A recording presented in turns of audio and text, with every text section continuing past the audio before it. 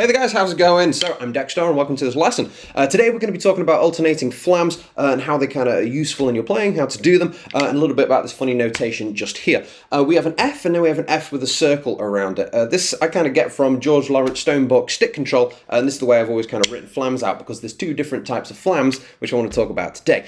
When you first learn a flam, or the way that I teach it to new students is, if you were to play your sticks at exactly the same time, that would be a unison stroke, or a flat flam, you'd call it. But a flam, you've got a slight separation to your sticks. So if I was to put my right stick high in the air, my left stick low, and I just kind of let them drop, the left stick, of course, is going to hit first, and is also going to be quieter than the right stick, so it's coming from a higher height, so more kind of velocity and impact. So you get more of a blah, da type sound. So the sticks are at nearly the same time. Again, the way that I kind of define it is, if you can vocally say it, the sticks are too far apart. So if I go da-da, you can see the speed there, I can vocalize da-da. But if I bring them closer, it's blah, blah. So it's, you can't kind of vocalize that. So that's what I define as a flam. If you can go da-da, okay, that's not a flam. I wouldn't call it a really kind of spread out, the kind of fat flam. So lots of different flams out there. But it creates this kind of density to your playing. So if you're playing away on the drum and you put in some flams, you can hear this blagga-gugga, blagga-gugga. And you can see it really kind of stretches things out, especially around the toms. You get some really kind of big sounds from the drums. So these are our alternating, these are our flams. Now, alternating flams are looking at the two different types of flams that we can do, which is simply a left-right flam or a right-left flam. So the first one, an F, written just an F, is a flam where it's left hand first and right hand coming second, known as a right hand flam. Now, this used to really confuse me because a right hand flam starts with a left hand. I used to think left hand flam, the left hand's first. No, so it's a big right hand note. That's a kind of dominant note there. And we've got a small tiny little left in there just before, just to introduce it like da-da, kind of brings it in. And it's a very small left hand. You don't have to make it loud at all. Literally really quiet and heavy left, heavy right. Even though that small note's literally that, you can see the blur creates that difference in sound. Now what I see with a lot of younger students as well is they try and play flams at the same volume. So they have the sticks here and just one stick hits before the other. You've got more ga-ga. You want da-ga, da-ga. You want that big volume change. So wherever your small note is and wherever your big note is, do this. Make it even further. So really small, really big. And you get maximum impact, da-ga. Okay, the smaller that small note is, the more the kind of ear perceives that big note as being big. On its own, I'm just hitting a pad. Okay, but the small note there makes that next note seem a little bit more drastic. So that's why we can use it in our playing. So that's our first flam, the F. So a right hand flam, which is the left hand. It's kind of like the support acts, which make the main guys look even cooler. So it's that kind of thing. And then you've got the F with the circle. That's a left hand flam. So big left and small right just before it. And again, just having them positioned there and dropping them down. You don't have to put a lot of effort in. It's just the positioning of the sticks, and you just let them drop down. Okay, perfect flam. If I have my sticks like this, okay, just like that, you can see which one's going to hit first. If I just let them go, perfect flam. Okay, other than not catching the stick, but again, just that dugga. So that's our flam just there. That's what it should be. Position and drop them down. The tricky thing is this thing, the alternating flams, trying to go from one to the other, because in principle they're simple. Small note, big note, and then you've got small note, big note the other way. But when you swap from one to the other, one hand's playing heavy, one's playing soft and switching. If I was to play this, both sticks loud, then both sticks soft, loud, soft, loud, soft. You can see the kind of arm motions associated with that. Well, when you're doing alternating flams, it's basically that, but out with each other. So one's doing loud, one's doing soft, and then it swaps. So it can be really confusing for your brain to figure that out, and takes a bit of coordination. But start slow, really worthwhile rudiment to get into. Again, not because you're going to do lots of alternating flams, but because of what that then goes into, going into flam taps. That's a very useful one. Swiss triplets. Again, all of these flamadiddle or flam paradiddle. You can see blagga-da-da, blagga-da-da. No other rudiment sounds like that.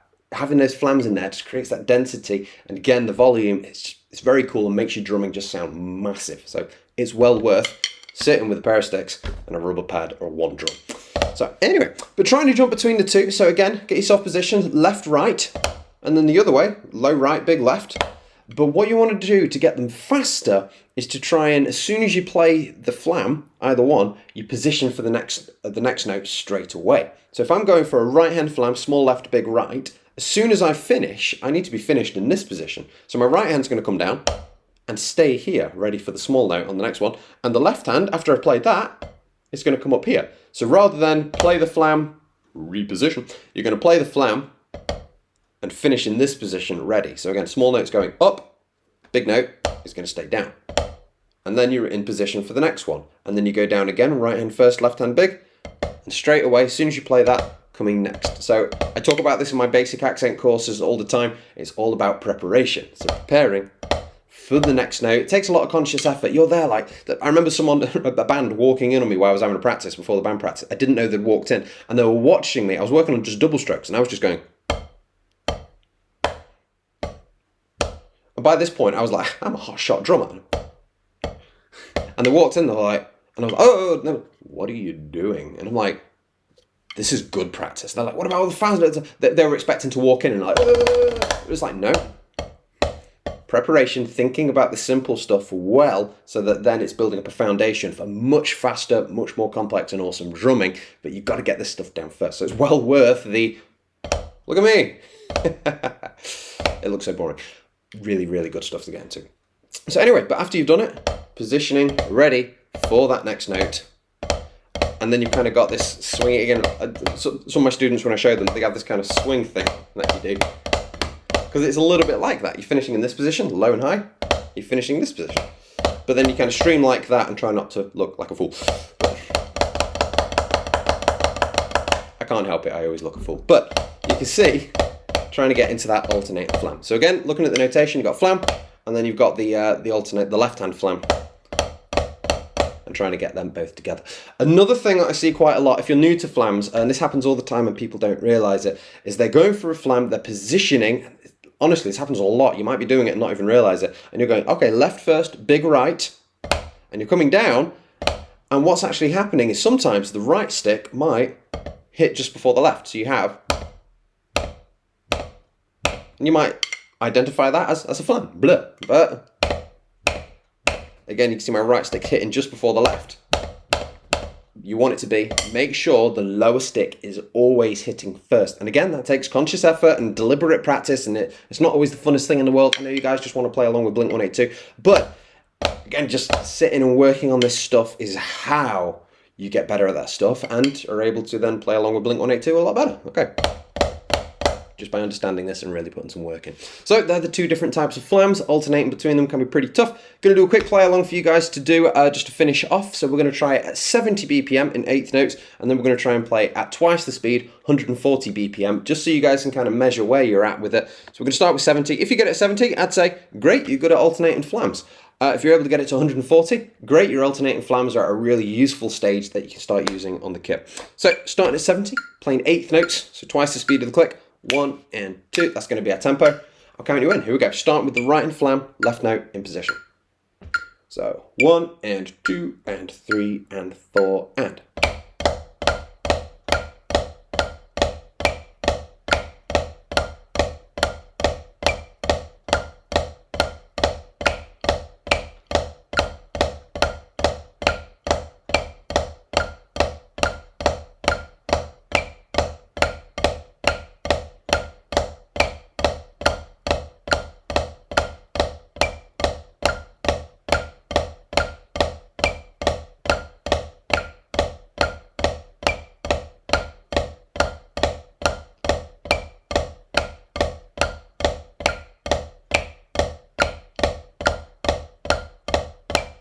And there you have it, alternating flams. And for you guys that really want to get faster with this, watch your coordination, make sure those flams are spot on, 140.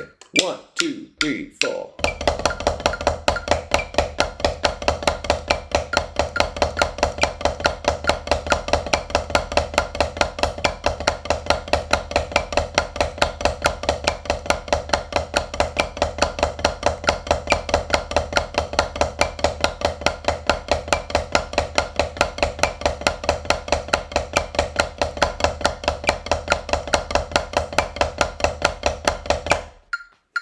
And there we go. One's up, one's down, and doing the opposite, and then trying to time it right as well. Tricky to do, but it's pretty good fun. Anyway, I hope this lesson's been useful for you guys. Again, if you want to get into more of this rudimental stuff, go check out some of my courses, and you guys take care, and I'll see you next time.